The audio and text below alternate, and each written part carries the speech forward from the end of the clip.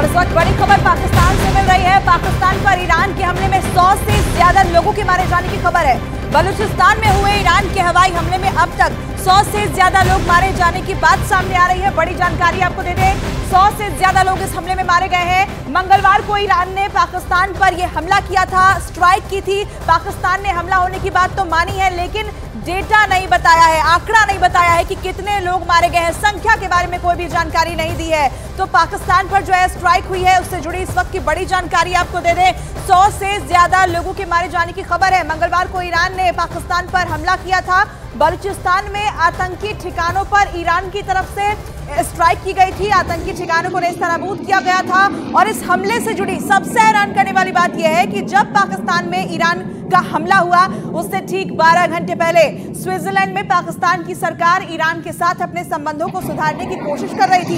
Switzerland के Davos में पाकिस्तान के कार्यवाहक प्रधानमंत्री ईरान के विदेश मंत्री से मिले और इस मुलाकात में इसके ठीक 12 घंटे बाद पाकिस्तान पर ईरान का बड़ा प्रहार हो गया। ईरान ने आतंकियों के ठिकानों को धुआं कर दिया। रॉकेट और ड्रोन के जरिए ईरान ने आतंकी ठिकानों को नेस्तनाबूद कर दिया।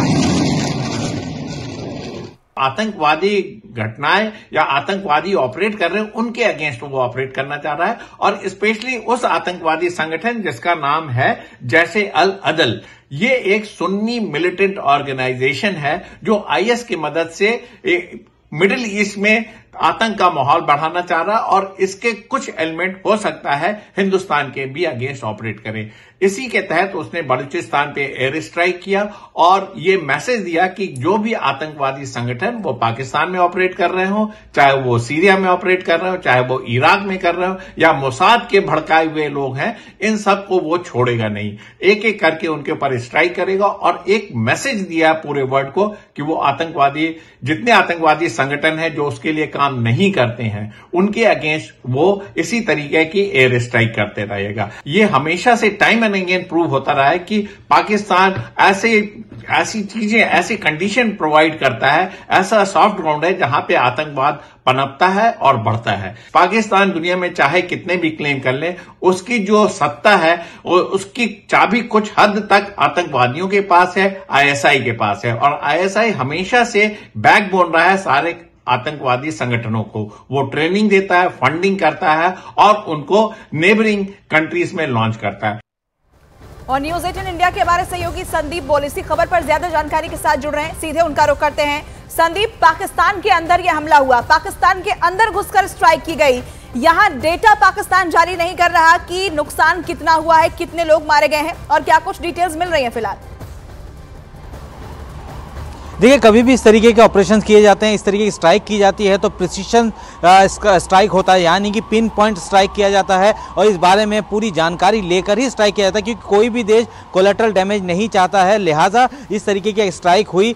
खुद पाकिस्तान की तरफ से एक स्टेटमेंट जारी किया गया उनके फॉरेन मिनिस्ट्री की तरफ से, जिन्होंने इसको तस्दीक की कि हाँ वहाँ से अटैक हुआ है, लेकिन वहाँ पे मरने वालों की संख्या, जिनमें 2 बच्चे बताए गए हैं, 3 लड़कियां घायल हुई हैं। लेकिन जिस तरीके की रिपोर्ट्स आ रही है, मरने वालों की संख्या बढ़ सकती है। 2 अलग अलग जगह पे ये स्ट्राइक हुई है। ये बात तो साफ हो रही है कि ईरान ने ये मैसेज दे दिया कि जो भी उनके अगेंस्ट मिलिटेंट, अब सवाल ये है कि इस अटैक को, इस स्ट्राइक को किस तरीके से लेगा पाकिस्तान, क्योंकि ये जो भी अटैक हुए हैं, स्ट्राइक हुए हैं, वो उनकी ज़मीन पे तो हुए हैं, लेकिन जो मिलिटेंट आउटफिट्स हैं उनको हिट किया गया है। तो ऐसे में क्या ये मिलिटेंट आउटफिट के अगेंस्ट ईरान का ऑपरेशन है या किसी देश के अगेंस्ट ऑपरेशन है, ये अब पाकिस्तान इसको लेकर एक माहौल बनाने की कोशिश ज़रूर करेगा, क्योंकि वो कभी ये नहीं मानता कि उसके यहाँ पे किसी भी तरीके की आतंकवादी गतिविधियाँ चलती हैं, क्योंकि सारी दुनिया जानती है कि वही एक सबसे बड़ी आतंकी फैक्ट्री, और शायद दुनिया के और भी जितने भी देश हैं उनमें अगर सबसे ज़्यादा अगर कहीं आतंकी संगठन पलते फलते फूलते हैं तो वो पाकिस्तान ही है।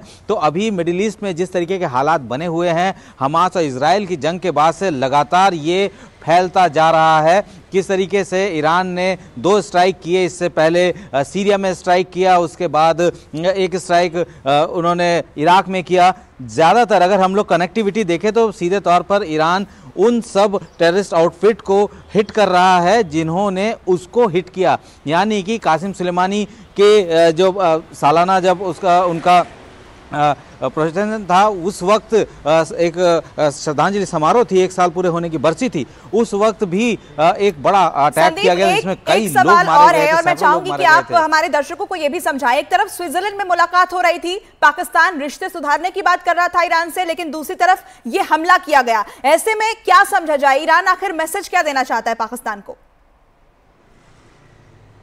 देखिए, मैसेज तो साफ है, ईरान की तरफ से मैसेज साफ है, क्योंकि वो सिर्फ पाकिस्तान को नहीं बल्कि तमाम उन देशों को मैसेज देने की कोशिश कर रहा है, क्योंकि वो इस वक्त इस कंडीशन में नहीं है कि वो अमेरिका के अगेंस्ट वॉर कर सके, उसके अगेंस्ट लड़ाई लड़ सके, लेकिन ये ज़रूर है कि जिसने उसको नुकसान पहुंचाया है, एक मैसेजिंग देने के लिए कि अगर कोई भी टेररिस्ट आउटफिट या कोई ऐसा स्टेट जो उसके अगेंस्ट किसी भी तरीके की ऑपरेशन को कंडक्ट करेगा तो उसका रिटेलिएशन ऐसे ही होगा, और इसी तरीके से रिटेलिएशन दिया। और बड़ी लड़ाई के लिए ईरान इस वक्त तैयार इसलिए नहीं है क्योंकि उसके ऊपर अमेरिका की तरफ से दुनिया भर के सैंक्शन लगे हुए हैं, तो ऐसे में वो सीधे वॉर में जरूर नहीं जाना चाहेगा, और इसी वजह से वो उन आतंकी संगठनों को मदद कर रहा है, चाहे वो हमास हो, चाहे हिजबुल्लाह हो, चाहे यमन के हूती हो, इन सबको वो सपोर्ट कर रहा है। अब आप समझिए कि यमन के हूती विद्रोही जिनके पास बहुत ज़्यादा वो नहीं हो सकता, असला नहीं हो सकता, वो बैलिस्टिक मिसाइल तक फायर कर रहे हैं, जितने भी रेड सी में है वो उन शिप्स को अटैक कर रहे हैं। तो एक बात तो साफ है कि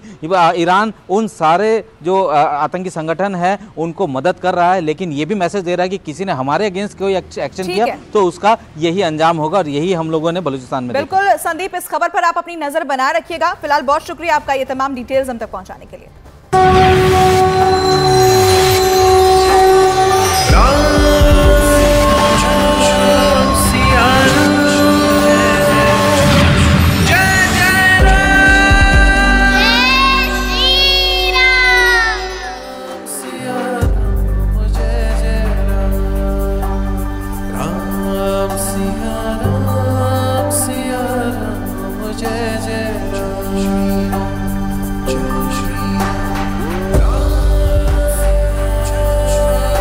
और अब बात करते हैं श्री राम महापर्व की। जी हां, अयोध्या नगरी किस तरीके से रामलला के स्वागत के लिए तैयार हो रही है, इसकी एक एक झलक न्यूज 18 इंडिया पर लगातार हम आपको दिखा रहे हैं। तैयारियां पूरी की जा चुकी है, क्योंकि अब चंद दिन शेष रह गए हैं, बाकी रह गए हैं जब प्रभु राम विराजित होंगे। लेकिन रामलला की मूर्ति बनाने वाले अरुण योगीराज ने अपनी बनाई मूर्ति पर खुशी जाहिर की है, जरा उन्हें भी सुनिए।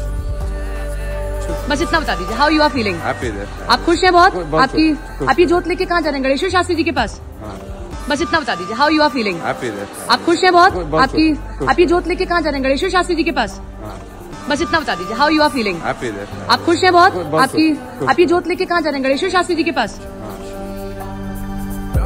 तो अयोध्या में तैयार हुए फ्लाईओवर से राम मंदिर की तस्वीर साफ दिखाई देती है। संभावना है कि जब प्रधानमंत्री अयोध्या आएंगे तो उनका काफिला इसी फ्लाईओवर से गुजरेगा, और वो तस्वीरें हम आप तक पहुंचाने जा रहे हैं।